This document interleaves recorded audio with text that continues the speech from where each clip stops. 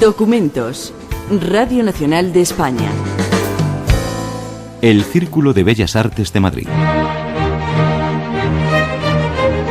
Es una España que se mueve en una importante contradicción entre los esfuerzos renovadores para sacar a España del atraso secular que en el campo de la ciencia, sobre todo, y del pensamiento venía arrastrando desde el fracaso del proyecto ilustrado, y la estructura política del país y educativa que mostraba evidentes signos de decadencia y estancamiento. Eso se materializó de manera muy significativa en el desastre del 98. Es decir, la guerra hispano-norteamericana, que significó la pérdida de las últimas colonias españolas de Cuba, Puerto Rico y las Islas Filipinas, supuso un verdadero aldabonazo para la sociedad española y la opinión pública española. Era la constatación de que España había venido arrastrando una progresiva pérdida de importancia y de influencia en el nuevo contexto de las naciones, no solo europeas, sino extraeuropeas, en el escenario internacional. El profesor de Historia Contemporánea de la Facultad de Geografía e Historia de la Universidad Complutense de Madrid, Luis Enrique Otero Carvajal, nos ha acercado a la España de finales del siglo XIX. El 98, con toda la carga intelectual que conllevó, sirvió para hacer balance del siglo XIX. Supuso sin duda alguna el triunfo del liberalismo, mientras que la monarquía constitucional era equiparable a las más prestigiosas de Europa. Supone también el inicio de la revolución industrial, tanto en Cataluña como en el País Vasco. Es una época de grandes cambios y de desilusiones para los intelectuales que han visto cómo España pierde sus últimas colonias y cómo el país vive retrasado con respecto al resto de Europa. Si nosotros nos fijamos a la altura de 1900, nos encontramos que en el panorama educativo y científico España venía acumulando un retraso significativo con respecto de las reformas que se habían puesto en marcha en los países europeos más avanzados desde principios del siglo XIX. Y esa distancia había ido acrecentándose. Es verdad que en otros ámbitos la sociedad española no registraba un retraso tan significativo, tan elevado. Por ejemplo, en el campo de las comunicaciones.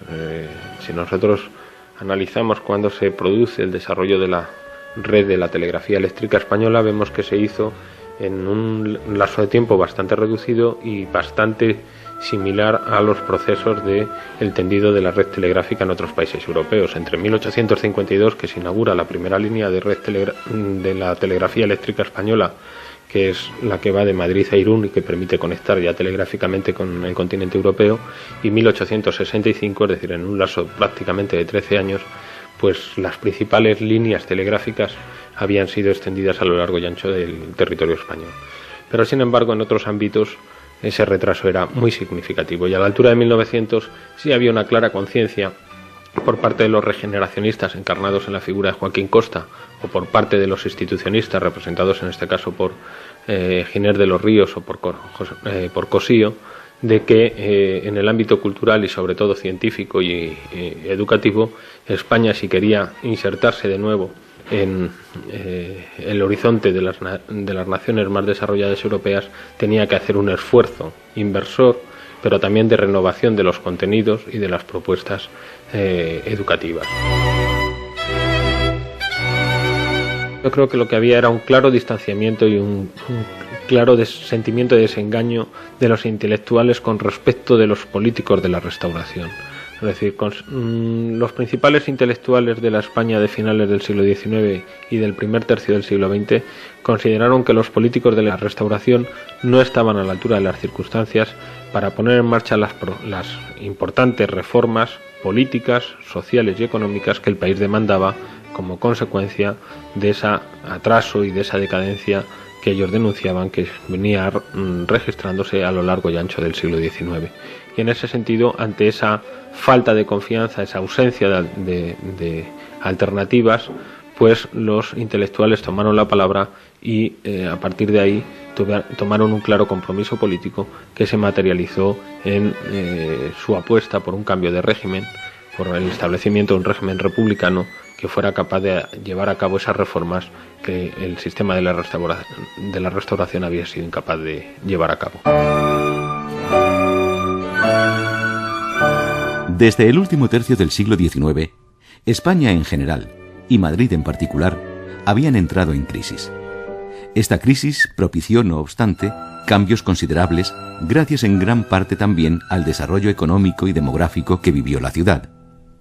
La capital de España era una ciudad emblemática que, sin embargo, se había quedado estancada en la historia. Había realmente necesidad de avanzar hacia la modernidad, siguiendo así el ejemplo de otras capitales europeas como París y Roma.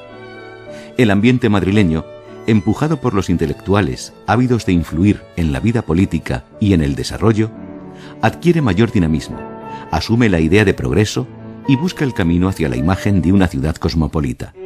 Y es en este ambiente en el que nace el Círculo de Bellas Artes. Yo creo que el Círculo de Bellas Artes no deja de ser también la expresión de ese ambiente de renovación y recuperación de la cultura española del primer tercio del siglo XX, que ha sido calificado, yo creo que con toda justicia, como la edad de plata de la cultura española.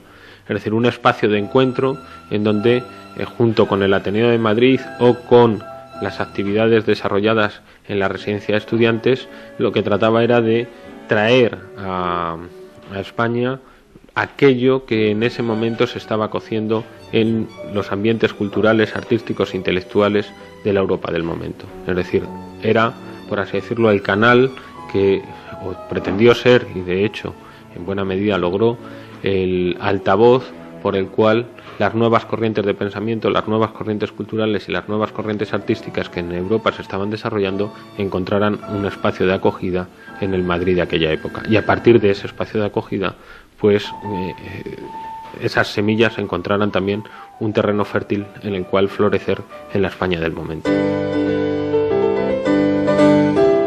El Círculo de Bellas Artes se fundó en 1880 gracias a la iniciativa de un grupo de artistas que solían reunirse en el desaparecido Café Suizo. Su intención inicial fue crear una sala de exposiciones, una galería colectiva para poder exponer y vender su obra directamente al público sin pasar por los marchantes. En la creación de esta casa dedicada a las artes participaron algunos de los más destacados artistas de la época: Plácido Francés, Carlos de Haes, Arturo Mélida o Aureliano de Beruete. En principio fue una reunión de artistas. Delfín Rodríguez es catedrático de Historia del Arte en la Facultad de Geografía e Historia de la Universidad Complutense de Madrid. Que acostumbrados a charlar por las tardes en un café madrileño, en esas tertulias de Madrid tan características y de toda Europa a finales del siglo XIX y los primeros 10 años del siglo XX, decidieron que había que hacer algo para articular un proyecto que permitiese a esos artistas, sobre todo acuarelistas, paisajistas, etcétera, pues exponer, difundir sus obras al margen de los circuitos, digamos que institucionales, las academias, las exposiciones nacionales de bellas artes y otras instituciones oficiales. Necesitaban un espacio privado, propio y gestionado por ellos mismos. Y esa fue en principio la intención: mantener una conversación sobre las artes, tener un lugar para exponer su propia producción y a partir de ahí pues crear pequeños talleres o estudios para hacer dibujos del natural, para taller de fotografía, taller de pintura, etcétera.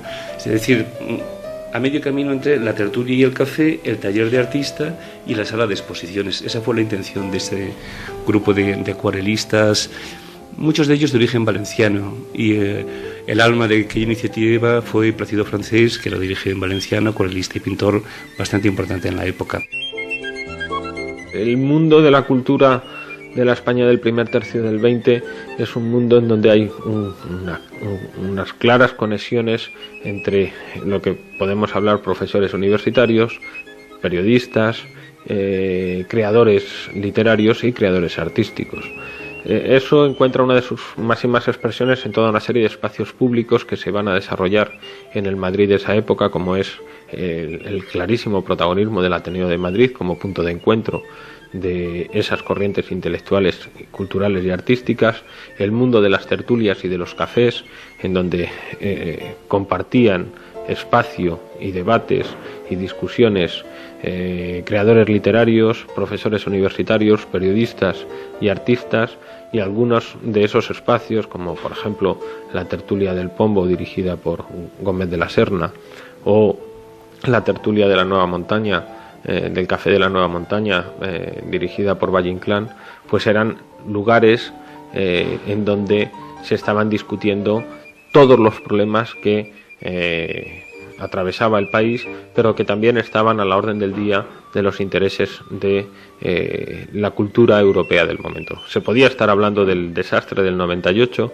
se podía estar hablando de la guerra de Marruecos, pero también se podía estar hablando del surrealismo o de lo que estaba sucediendo en París. Y allí estaban, en esas tertulias, estaban no solo los intelectuales, no solo estaban los literatos, sino que también estaban los artistas plásticos que en aquella época pues pululaban por las calles madrileñas.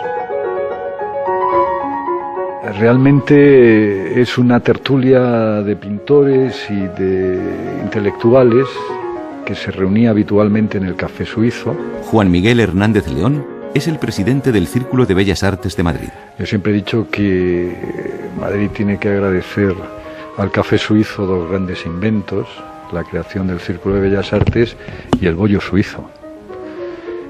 No sé cuál es más importante, creo que el círculo, pero tampoco está malo del bollo suizo.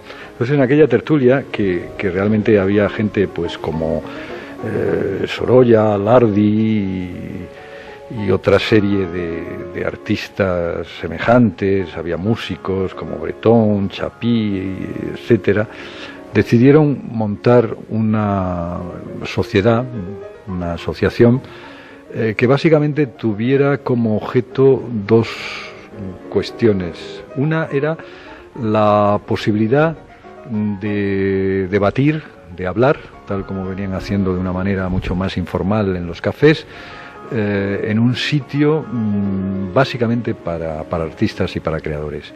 La otra era la difusión de la creación, de ellos mismos y de aquellos otros pintores o creadores que tenían alguna dificultad con aparecer en los circuitos más comerciales, en las galerías o en los puntos de venta. Y ese es el origen del Círculo de Bellas Artes.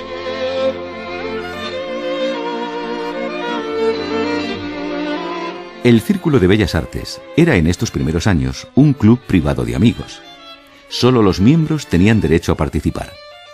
Era un coto cerrado, como tantas otras instituciones privadas de aquellos años. Sí que lo sabía, porque casas de las artes o de los artistas desde finales del 19 las hubo en toda Europa. Las hubo muy famosas, como la Casa de la Secesión en Viena, construida por Josep María Olbricht y decorada por Gustav Klimt. Y casas de las artes o de los artistas, pero con un carácter como más específicamente artístico, las hubo muy numerosas en Europa a finales del 19 y principios del siglo XX. Pero el círculo lo que tenía de especial es que unía ese carácter, ese otro carácter de sede social de un grupo de personas que quieren conversar y charlar de la vida pública, de la vida privada, de los problemas políticos, de los intelectuales, disfrutar del ocio, desde la esgrima a la natación en el nuevo edificio que construye Palacios para el círculo, del teatro a la fiesta, a la danza, a la música. Este carácter tan global no es frecuente en Europa, sin embargo, ¿no? Era una sociedad privada, tipo como las que existen en el Reino Unido, y que estaba prevista. Era verdad que el carácter del asociado, del socio, de alguna manera estaba ligado a la creación. Eran básicamente pintores, músicos, escritores, pero era cerrada. De hecho, incluso con elementos muy conservadores.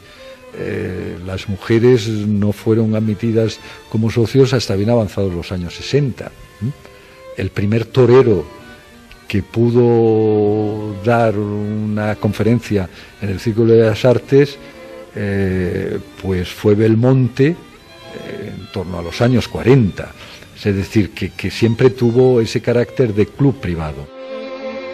Esta casa fue creada para una serie de familias, artistas libres, que crearon esta institución para inicialmente solo en relación con artes plásticas, para realizar sus pinturas y sus esculturas y exponerlas directamente, hacer sus salones, una idea muy típica del siglo XIX, y por lo tanto luego ya construyen el edificio en el 28 y es un edificio absolutamente privado,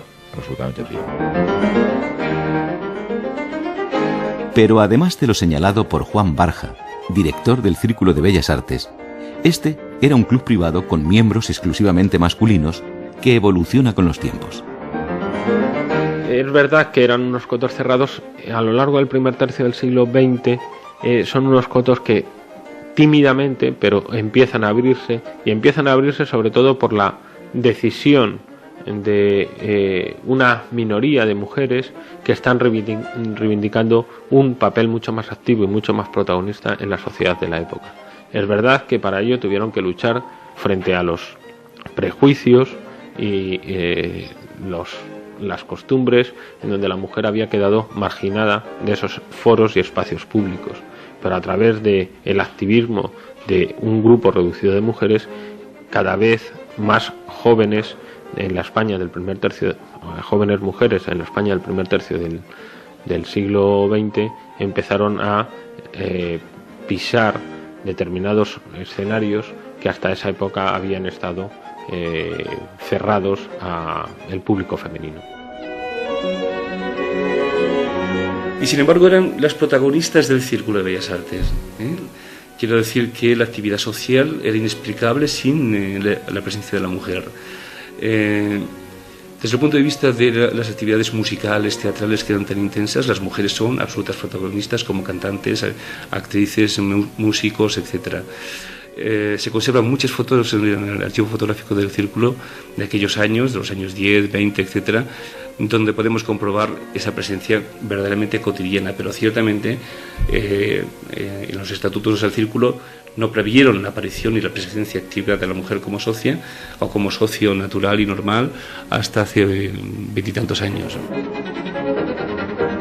Bueno, hay que tener en cuenta que en la España del siglo XIX y de buena parte del siglo XX hay toda una serie de instituciones, de clubs privados que, como pueden ser los casinos o como pueden ser los círculos de contribuyentes, donde tuvieron, sobre todo en las ciudades de dimensiones medias y pequeñas, fueron construidos o ideados como un espacio de sociabilidad masculina, y en ese sentido el derecho de admisión estaba claramente restringida al público masculino.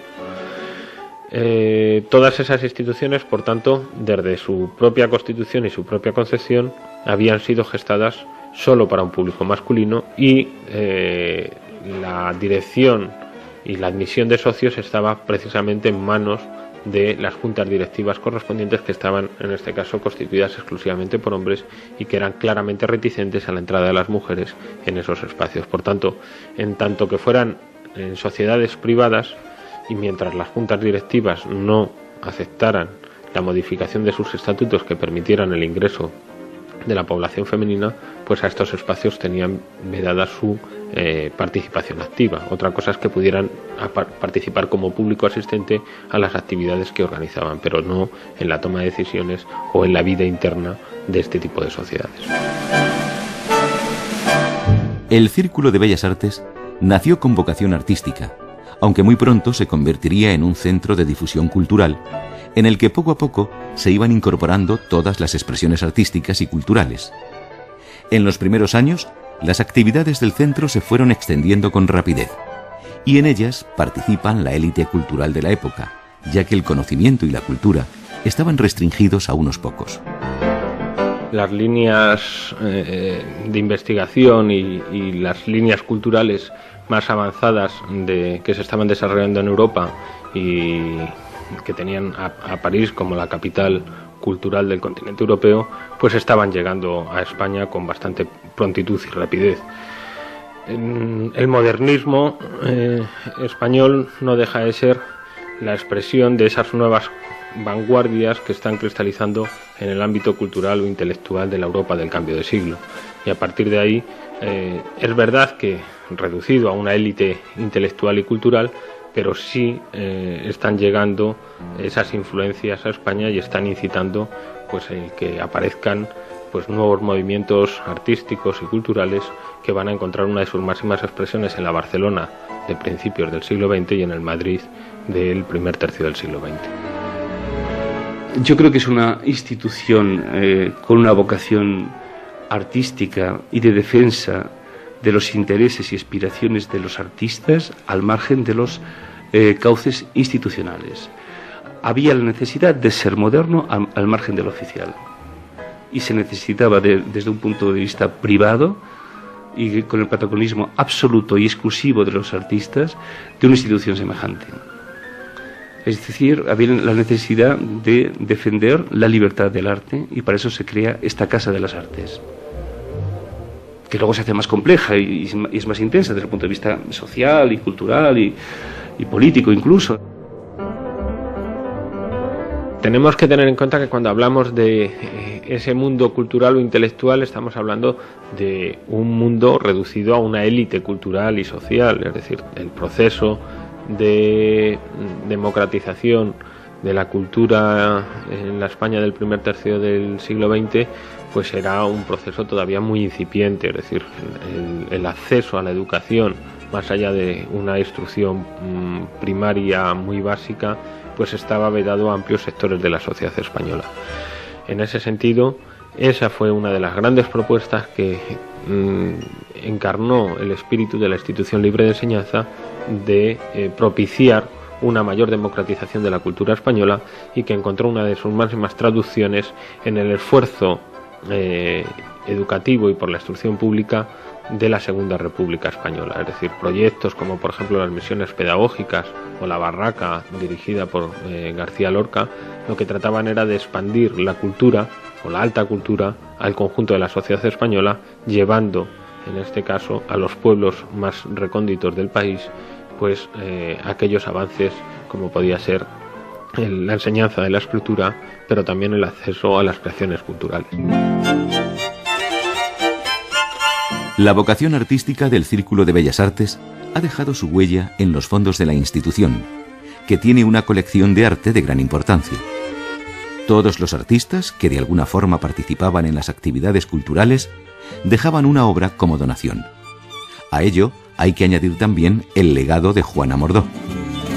El edificio conserva una serie de colecciones, primero por las donaciones históricas de los artistas en los primeros años de existencia. El Círculo se fundó en 1880, entonces tuvo varias sedes, pero siempre había una junta de artistas que iban haciendo sus exposiciones y bueno, pues algunos de esos cuadros fueron quedando en el patrimonio del Círculo. Incluso hubo una época en la exposición del año pasado de patrimonio se vio en el que llegó a tener cedida un pabellón en el Retiro para esas exposiciones temporales, ¿no? Un pabellón que luego se destruyó. Todo eso ha ido constituyendo un patrimonio. Posteriormente, el patrimonio moderno que posee el Círculo procede más bien de la iniciativa privada, fundamentalmente, entre otras cosas, como se vio en la exposición del año pasado, porque el Círculo tuvo la suerte de que una de sus socios, que era Juana Mordó, que era una de las grandes galeristas y de las grandes impulsoras de la renovación de las artes en España en los años 70 y 80, desde el final de los 60, pues cedió su patrimonio, su colección particular.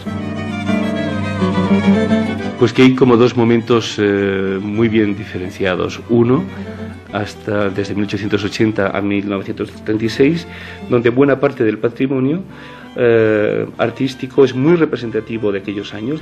En buena medida, casi todas las obras proceden del legado personal, de donaciones personales de los artistas, por su cariño, por su vinculación a la institución, muchos de ellos como socios.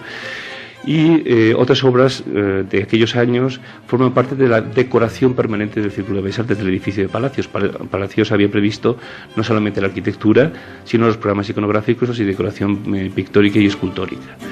Y entre todo son los relieves de la portada de José Capuz, son la estatua de Leuca de Moisés de Huerta en la propia pecera, pinturas de Muñoz de Grain, de José Ramón Zaragoza en los techos de la propia pecera del Círculo. Quiero decir que, en cierta medida, esa época, la colección de esa época es una colección representativa del arte español, de una muy notable calidad y en algunos momentos de una excepcional calidad, y fue debida a la generosidad de los artistas. Las colecciones de arte de los años 60-70 yo diría que son poco significativas en general, ¿no? A partir de los años 80, la multiplicación de los talleres de arte del Círculo de Bellas Artes, la actividad y multiplicación de exposiciones, de publicaciones propias del Círculo, como la revista Minerva, etcétera, van creando unas nuevas condiciones para que los artistas, a partir de sus exposiciones y sus talleres, pues vayan cediendo al Círculo pequeñas obras de pequeño formato, papeles, grabados, estampas, ediciones limitadas, que han ido haciendo crecer la representación de artistas españoles y extranjeros en las colecciones del Círculo, pero siempre con un tamaño, digamos que reducido. Por otra parte está la tradición de los carteles de carnaval, que también a partir de los años 80 recuperan esos cartones y bocetos para los carteles de carnaval, forman parte también muy importante de ese patrimonio del Círculo. Y por último, hay otro legado generosísimo por parte de Juan Amordó, que constituye una especie de microselección del arte español de la vanguardia de los años 50, 60 y 70. Es decir, si el Círculo fue incapaz de generar, apoyar por su inactividad y su ausencia del mundo del arte contemporáneo a esos artistas del grupo El Paso y tantos otros, tan importante, el legado de Juan Amordó de su colección privada, con obras de pequeño formato, pero de Manolo Millares a Tapies, de tantos otros miembros del Paso, de Antonio Saura, Canogar, Martín Chirino, etcétera. Todos ellos, gracias al legado de Juan Amordó, cubren ese lapso de tiempo de los años 50, 60, 70, que son los de la actividad de la galerista Juan Amordó, y que fueron años de inactividad relativa en cuanto al mundo de las artes y de la cultura por parte del Círculo de Bellas Artes, ¿no?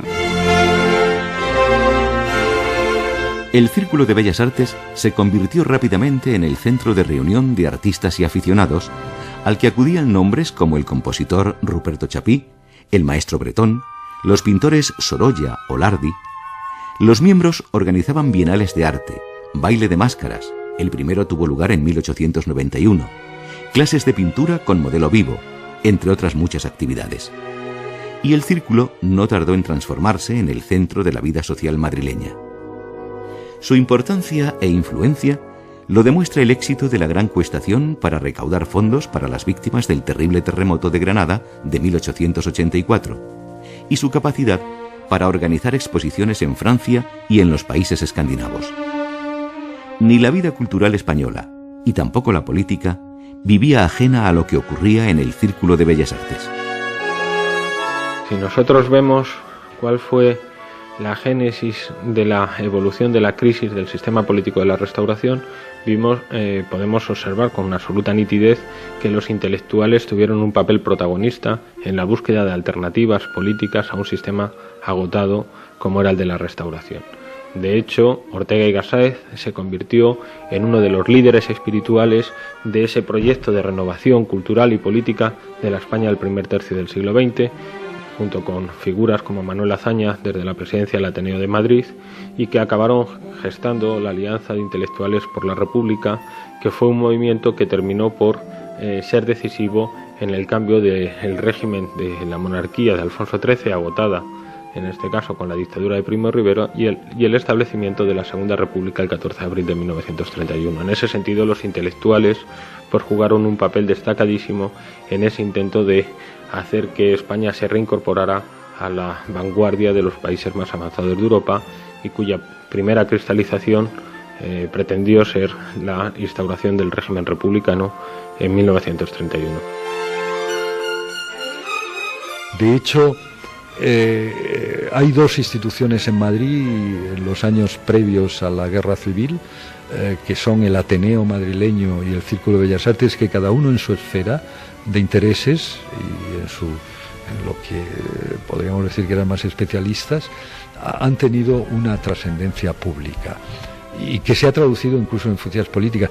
Si no, sería difícil entender el porqué en toda la historia de los miembros de las juntas directivas y de los presidentes de esta institución ha habido tantos políticos. Es decir, ha tenido esa dimensión. Pero no solo eso, el primer bibliotecario del Círculo de Bellas Artes fue el hijo de mesoneros romanos, por ejemplo, ¿no? Es decir, que siempre ha habido esa idea y esa razón de ser del Círculo, de tener una gran proyección o influencia hacia el exterior. Las primeras décadas del siglo XX constituyen una auténtica época de esplendor para el Círculo. Por su directiva pasan personajes tan relevantes como el conde de Romanones, el premio Nobel Jacinto Benavente, los comediógrafos Carlos Arniches y Serafín Álvarez Quintero. Destaca también el hecho de que en los premios literarios que concede la institución, en 1916 preside el jurado de poesía Ramón María del Valle Inclán, el de cuentos Emilia Pardo Bazán y el de novela Concha Espina. Personajes polémicos, ¿no? Como Alejandro Lerroux, cuando fue presidente del gobierno, fue presidente de esta casa. Alberto Aguilera fue presidente de esta casa, tantos y tantos. Por ejemplo, en La Pecera, Lerroux se entrevista con el entonces general Franco para ofrecerle un ministerio, ¿no? Es decir, el joven Picasso trabaja en los talleres, Dalí da una de sus primeras conferencias en este ámbito, Rafael Alberti, y contemporáneamente nosotros tenemos incluso a gala de decir que muchas veces nuestras medallas de oro anticipan galardones fundamentales. Las actividades del Círculo de Bellas Artes se desarrollaron durante las 4 primeras décadas de forma nómada.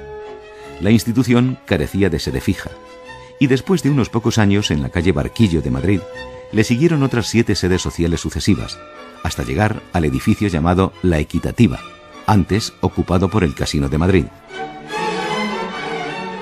Hasta el año 26, hasta 1926, que se inauguró el edificio de Antonio Palacios, estuvo con 8 sedes sucesivas. Empezó en la calle Barquillo, luego en la calle Libertad, de nuevo en la calle Barquillo, en un palacio próximo a la Academia de San Fernando, luego en la sede de la Equitativa, el Banco Hispanoamericano que está frente a la Academia de San Fernando, varias sedes hasta que, con motivo de las obras y solares que había en la Gran Vía, en la reforma de la obra de la Gran Vía, el Círculo se empeña en construir un nuevo edificio, y a partir de 1910-1911 tienen la decisión, la vocación de construir definitivamente una casa propia. Yo creo que el tono, en cierto modo, digamos, informal, o podríamos llamar un poco tópicamente bohemio, que tenían aquellas reuniones en un principio, tampoco les creaba ningún inconveniente. Era evidente que las posibilidades que brindaba una sede estable y un espacio expositivo importante era un hándicap para los objetivos que tenía la asociación en sus inicios. El pabellón del Retiro, ¿no?, que realizó Ricardo Magdalena, uno de los grandes arquitectos eclépticos de principio de siglo, vino a solucionar muchas de estas cuestiones, la necesidad de un espacio propio. No obstante, en la mente de todos aquellos fundadores siempre estuvo el objetivo de tener una sede propia, de tener un ámbito, un espacio, a la forma de las sociedades inglesas o vienesas que habían en la época. Y es verdad, de 1880 que se crea y se funda la sociedad hasta 1926 que se inaugura el edificio, pues claro, pasan 46 años. El enorme desarrollo que alcanzó la sociedad en los años 20 abrió la posibilidad de embarcarse en un gran proyecto, como fue la construcción de un gran edificio en pleno centro de Madrid. Este edificio es obra de Antonio Palacios y se inauguró en 1926 con la presencia del rey Alfonso XIII y con una exposición del pintor Zuloaga. La inauguración constituyó uno de los grandes eventos sociales de la época y refleja sin duda la modernidad de la institución.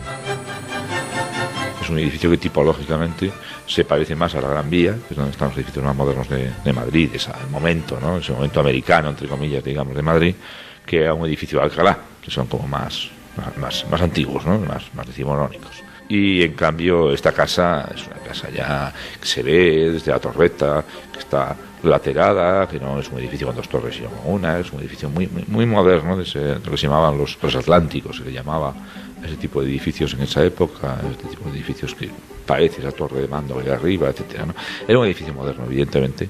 Fue director de la Junta en esos años 20, Arniches, o aquí estrenó alguna obra por primera vez, concretamente dos esperpentos los estrenó Valle Inclán. Quiero decir, era un lugar activo, los artistas participaban. En épocas posteriores los artistas participaban poco, sinceramente.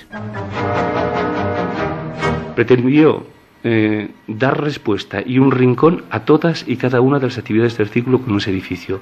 Por eso es un edificio que es casi una montaña sagrada, un homenaje a las artes, ¿no? Y tienes lugares públicos, tienes los había previsto así en su proyecto, lugares privados de recogimiento, salas para la tertulia, para la lectura del periódico, para la audición musical, para la lectura de los libros en la biblioteca, talleres de arte, de modelado, talleres de grabado, talleres de escultura, premios de arquitectura, se potenciaba la investigación y ahí se dieron premios pues nada menos que a un jovencísimo Antonio Leopoldo Torres Balbás, luego conservador de la Alhambra, etcétera. Y hubo muchos arquitectos en esa época vinculados también al círculo, en la sección de arquitectura, los grandes arquitectos de Madrid, el propio Antonio Palacios, Teodoro de Nasagasti, Torres Balbás, Vicente Lampérez, es decir, yo creo que estaba el todo Madrid desde el punto de vista del arte, la arquitectura y la sociedad, estaba en el círculo, presente en el Círculo de Bellas Artes, ¿no? Se convirtió en un emblema a toda velocidad, hasta tal punto que, por ejemplo, hace poco me di cuenta el Círculo que en el año 36, es decir, solo 8 años después de la creación, de la terminación del edificio, un cartel muy sorprendido, un cartel de apoyo a la defensa de la República. El emblema no era la Casa de Correos ni era Telefónica, el emblema, lo que está en el centro del cartel, en el año 36, es el edificio de Bellas Artes. Es una cosa verdaderamente sorprendente, ¿no? Y se hizo muy rápidamente se convirtió en un emblema de Madrid muy rápidamente como tal edificio. ¿Sí? La elección del proyecto se hizo mediante concurso público. Sin embargo, el resultado no estuvo en su época exento de polémica. En 1919 convocan un concurso público al que se presentan 15 proyectos de los arquitectos más importantes de España, ¿no? En ese momento, o muchos de ellos. Esto ocasionó una polémica bastante importante, porque el jurado encargado de resolver eliminó en primera instancia el proyecto de Antonio Palacios, porque superaba en altura las ordenanzas municipales, mientras que los socios del círculo decían: nuestro edificio ideal es el de Antonio Palacios, los otros no nos interesan. Pero por la normativa propia de las bases del concurso, al alterar las ordenanzas municipales, lo excluyeron. Claro, Palacios, que en ese momento acababa de construir el edificio de correos, el Banco del Río de la Plata con las cariátides que está enfrente, el Hospital de Maudres, que era uno de los arquitectos más importantes de Madrid, montó en cólera. Y con él, buena parte de los socios más importantes del Círculo de Bellas Artes. Y todo esto generó una polémica de enfrentamientos entre arquitectos y de intereses profesionales que se estaban ventilando con esta historia, en contra, muchos de ellos, del propio Antonio Palacios, y entre esos críticos, Margarita Nelken, que era crítico de arte en esa época y nunca de arquitectura. Es una de las pocas críticas que hace de arquitectura, para destrozar el proyecto de Palacios, comparándolo a una tarta muy decorada, muy propia de un escaparate de un pastelero, ¿no? Una crítica verdaderamente feroz, como era ella de impulsiva en sus comentarios. Y entonces recoger el debate, recoger todos los proyectos, permite ubicar una polémica muy importante y significativa dentro de la propia historia de la arquitectura madrileña y de la historia de la arquitectura española, porque los participantes en la polémica con este proyecto fueron todos desde Secundino Zuazo hasta Antonio Palacios, es decir, los más importantes arquitectos españoles de la época. Las artes plásticas centraban gran parte de las actividades del Círculo de Bellas Artes de Madrid, que sin embargo incorporó muy pronto entre sus objetivos otras expresiones artísticas. Además, en los primeros años del siglo XX, y bajo la dirección carismática del político Alberto Aguilera, se autorizó el juego como una forma de financiación, aunque sin llegar a convertirse nunca en un casino, como ocurrió con otras sociedades similares. Formando parte de la tertulia forma también parte el juego de cartas, ¿no?, como juego de sociedad. A partir de aquí se institucionaliza las salas de juego dentro del círculo como una parte más de la actividad, como la actividad de restaurantes o la actividad de la fiesta, etcétera, ¿no? Desde el principio está presente, esta multiplicidad de actividades están presentes en el Círculo de Bellas Artes. En un momento determinado, el juego casi sí desplaza otras actividades, por decirlo así, en aquellos años tristes, los años 50 y 60 del siglo XX, ¿no?, y donde daba la impresión de que en efecto la actividad artística del círculo había pasado a un segundo plano.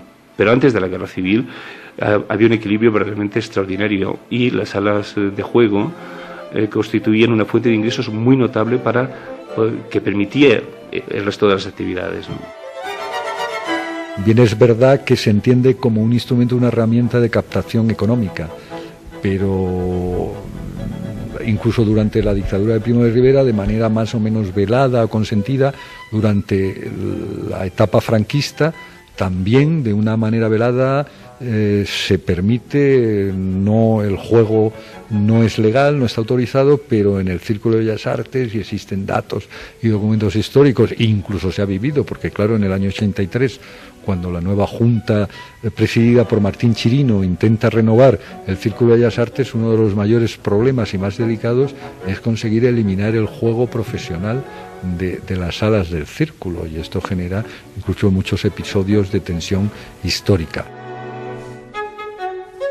El círculo a lo largo de los años comienza a multiplicar sus actividades, la música, el baile, las fiestas de carnaval, el juego, el divertimento, la biblioteca, el laboratorio fotográfico, es decir, que comienza a atender como muchos frentes distintos, ¿no?, sin descuidar nunca ese carácter de tono de sociedad elegante, ciertamente aristocrática en algunos momentos, que juega pues al espectáculo moderno, al espectáculo de la vida moderna, al cosmopolitismo en los hábitos y en las costumbres, y a la defensa y promoción de las artes y de los artistas y de los aficionados a las artes, que será también una de las funciones principales del círculo, sin descuidar el ocio, la charla, la comida, la fiesta, lo galante, lo cosmopolita. Eso siempre estuvo presente en el círculo, siempre. Los primeros años del siglo XX no estuvieron exentos de polémica.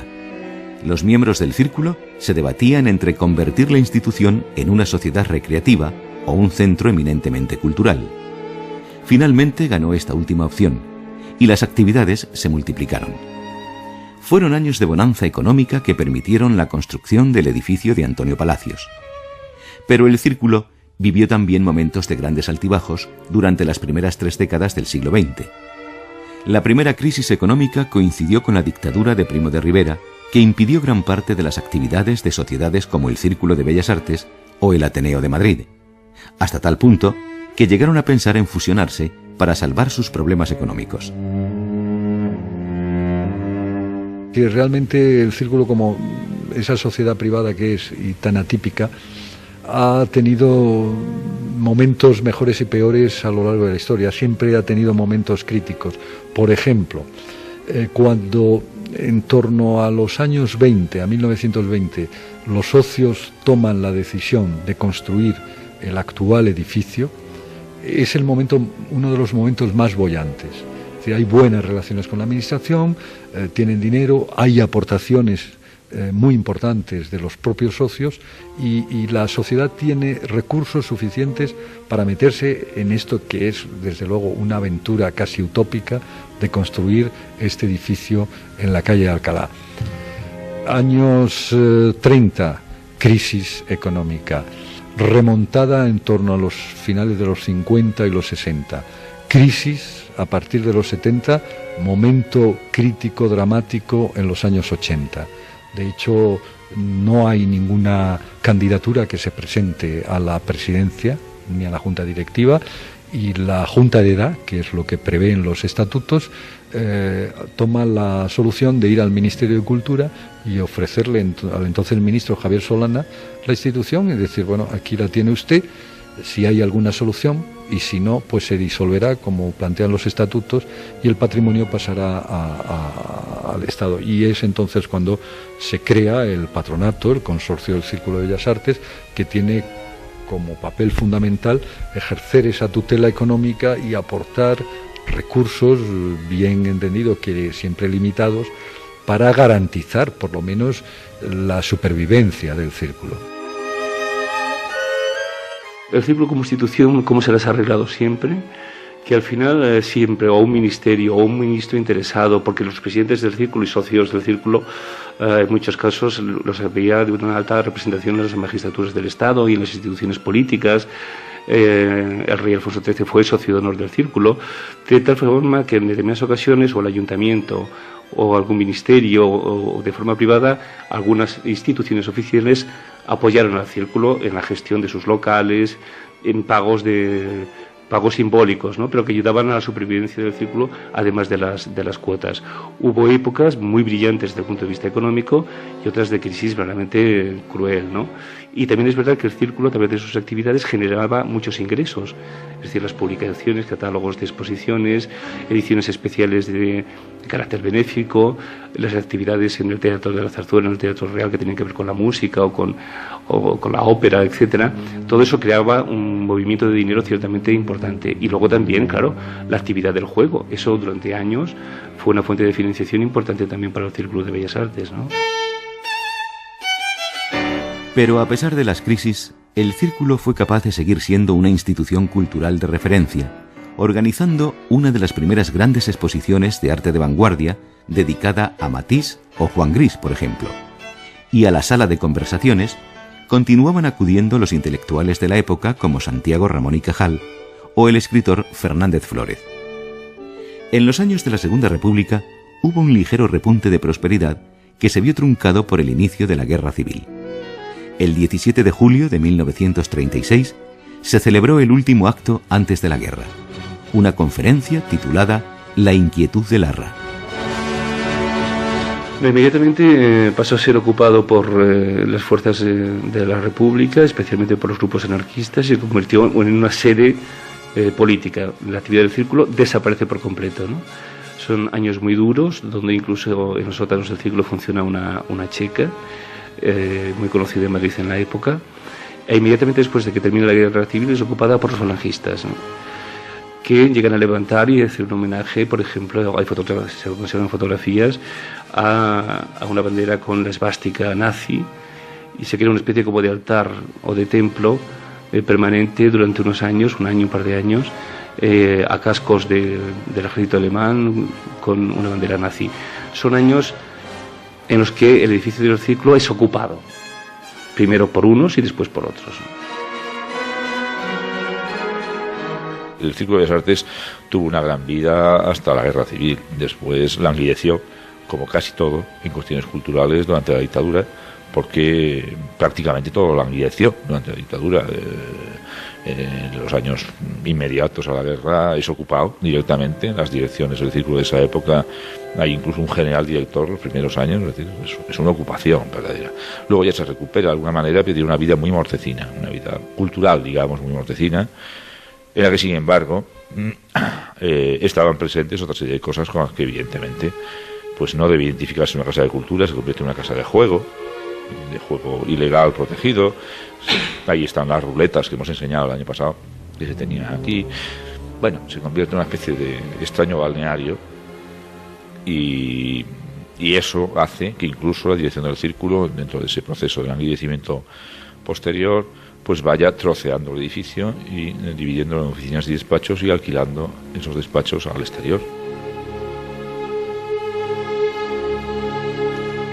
El edificio del Círculo de Bellas Artes fue ocupado por milicianos y solo la suerte lo libró de los bombardeos. Después de la guerra y hasta el año 1960, el Círculo vivió un periodo dramático, al extremo de que estuvo a punto de desaparecer. Los principales problemas se centraban en la economía. El Círculo seguía manteniendo una deuda debido al costo de su construcción muy importante con distintas instituciones financieras. Había que sacar adelante y pagar la deuda o hacer desaparecer el Círculo. Ante esa tesitura, muchos de antiguos socios del Círculo y nuevos socios del Círculo de Bellas Artes decidieron que la institución debía continuar. ¿Cómo? No había ayudas oficiales para las actividades artísticas, la promoción de las artes y el debate artístico y cultural en España en esos años era verdaderamente raquítico y mínimo. Y sin embargo, algunos de los viejos socios del círculo, muchos de ellos ya académicos de Bellas Artes o de un reconocido prestigio, optaron por el mantenimiento de la institución. ¿Cómo? ¿De dónde se sacaba la financiación en una época de crisis económica muy notable? Pues a partir de la experiencia del juego, el restaurante, la comida, la actividad social. Y eso se mantuvo, se prolongó como una excusa, pero que permitió que el círculo no desapareciera. Es decir, tiene un lado negativo, ciertamente, casi impresentable en algún momento, pero por otra parte también hubo tímidos intentos de hacer algunas exposiciones y permitió que el círculo no se vendiera, no desapareciera y se vendiera a cualquier institución o privada o pública o un ministerio o un banco, ¿no? Se produjo una crisis en el momento en que el círculo tenía una gran deuda histórica, que por cierto hemos terminado de pagar este año, se ha firmado el acuerdo ya definitivo. El círculo en este momento carece de deuda desde hace muy pocos meses. Había una gran deuda que era impagable y bueno, con un gran apoyo y el gran entusiasmo de un montón de artistas dentro de los años de la transición política, que también abrieron muchas posibilidades de colaboración colectiva, pues entre otras cosas es la entrada de Martín Chirino y de un montón de artistas que colaboran directamente con el círculo, que realizan aquí sus trabajos, que hacen aquí sus talleres. El círculo cambia absolutamente y de ser un club decimonónico, insisto, se convierte en una casa abierta como puede ser el Pompidou o como puede ser otro tipo de centro, ¿no? La refundación del Círculo de Bellas Artes tuvo lugar en el año 1983 y desde entonces las actividades culturales de esta institución no han parado, siguiendo la filosofía originaria. El Círculo de Bellas Artes hoy yo creo que es una gran casa de cultura, la gran casa de cultura de Madrid y a mi entender de España, que realiza al año la friolera de unos 2000 y pico actos culturales más o menos, que tiene una cifra de 1.300.000 visitantes, la última contabilizada, el año 4, que tiene 4 salas de exposiciones simultáneas, en total 2.500 metros cuadrados de exposición, que tiene un cine, que tiene una radio, que tiene 2 espacios teatrales, que tiene una serie de aulas y seminarios para debates y congresos. Quiero decir, lo fundamental del círculo es actividad cultural, mucha, y creo que de gran calidad, en todos los aspectos que van desde las artes hasta el pensamiento y hasta la reflexión, y por otro lado una actividad muy interdisciplinar. Es un laboratorio de ideas y es un laboratorio de experiencias. De hecho, nosotros intentamos, diríamos, estar en el momento y ser asequibles y permeables a todas las experiencias. Las primeras exposiciones o algunas de las exposiciones más importantes de arte informático, de arte relacionados con las nuevas tecnologías, se han organizado en el círculo. Aquí ha habido talleres de cinematografía, de televisión, de radio, es decir, una voluntad muy clara de incorporar aquellas actividades o aquellos territorios que aportaban novedades a la creación. El Círculo de Bellas Artes de Madrid en Documentos Radio Nacional de España. Guión Elizabeth Norell. Narrador José Antonio Ramírez. Realización y edición digital Benigno Moreno, Miguel Ángel Coleto y Sergio Delgado. Documentos Radio Nacional de España es una serie dirigida por Elvira Marteles.